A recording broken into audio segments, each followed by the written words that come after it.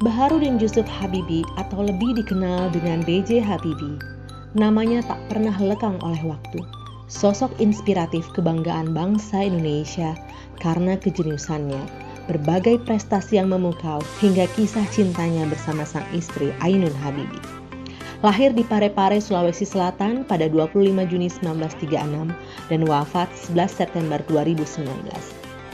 Beliau menempuh pendidikan di Fakultas Teknik Universitas Indonesia Bandung dan melanjutkan studi teknik penerbangan spesialisasi konstruksi pesawat terbang di Aachen, Jerman. Ia dihormati oleh ilmuwan dunia, khususnya di bidang penerbangan. Beliau pernah menjabat sebagai Menteri Negara Riset dan Teknologi selama 2 dekade, mulai dari 1978 hingga 1998, lalu menjadi Wakil Presiden RI ke-7, dan pada tahun 98 beliau diangkat menjadi Presiden RI ketiga. Saya bersumpah akan memenuhi kewajiban Presiden Republik Indonesia dengan sebaik-baiknya dan seadil-adilnya.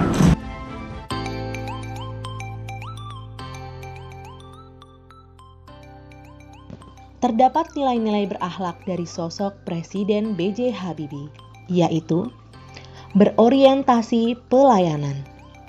Selama kurun waktu 20 tahun, Habibie menjabat sebagai Menteri Riset dan Teknologi, memimpin 10 perusahaan BUMN dan industri strategis, dan selama pengabdiannya menjadi Presiden Republik Indonesia, beliau memberi kebebasan kepada masyarakat untuk menyalurkan aspirasinya dengan adanya kebebasan pers. Selain itu, beliau menciptakan pesawat N250 yang menjadi bukti agar seluruh Indonesia dapat terlayani dan terkoneksi lewat udara.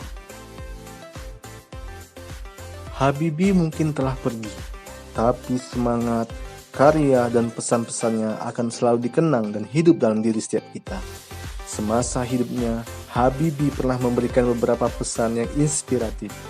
Habibie mengatakan bahwa sepanjang hidupnya dia tidak pernah berhenti bekerja. Ibarat sepeda, kalau kita kayuh terus pasti akan terus berjalan. Tetapi kalau kita berhenti mengayuh, kita pun akan jatuh. Itulah mentalitas dari seorang B.J. Habibie. B.J. Habibie adalah kejeniusannya menemukan teori Craig. Teori yang akhirnya diberi nama rumus faktor Habibie. Rumus faktor Habibie adalah rumus yang digunakan untuk menghitung keretakan hingga atom pesawat terbang. Dengan perhitungan yang tepat, maka materi pesawat dapat lebih kuat dan presisi. Teori ciptaan B.J. Habibie ini sangat penting karena saat itu masih banyak kecelakaan pesawat yang diakibatkan karena kegagalan struktural. Rumus inilah yang membuat B.J. Habibie memiliki julukan Mr. Craig. Karena kejeniusannya, B.J. Habibie pun memperoleh gelar Profesor Kehormatan atau predikat guru besar dari ITB dan penghargaan tinggi Ganesha Raja Manggala.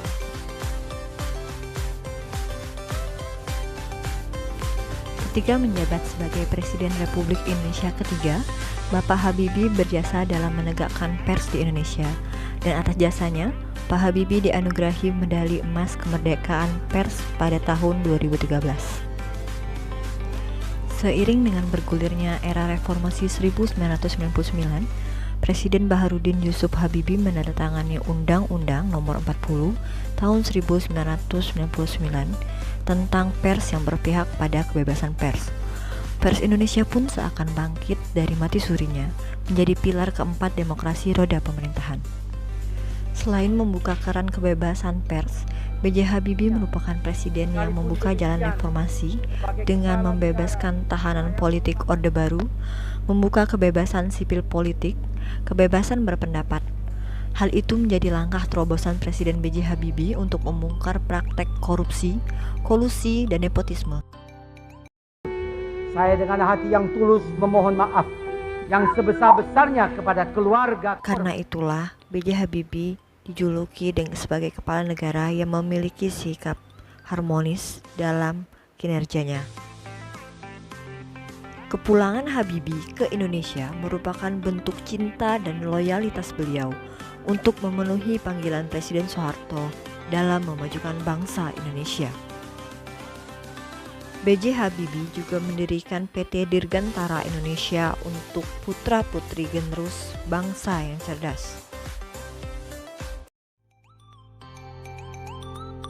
B.J. Habibie dijuluki Mr. Crack karena berhasil melakukan inovasi di industri penerbangan dunia dengan menemukan teori crack progression, yaitu teori yang dipakai untuk memperkirakan titik awal retakan di sayap pesawat terbang karena proses lepas landas. Teori ini sangat akurat dan detail perhitungannya. Teori ini juga berhasil meningkatkan standar keamanan pada pesawat, mengurangi kecelakaan, dan membuat proses perawatan pesawat lebih mudah.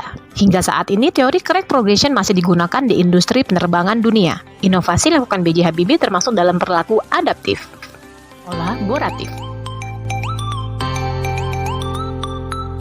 Pada saat B.J. Habibie dilantik sebagai presiden pada tanggal 21 Mei 1998, kondisi perekonomian Indonesia dapat dinyatakan porak-poranda karena krisis moneter yang sedang terjadi.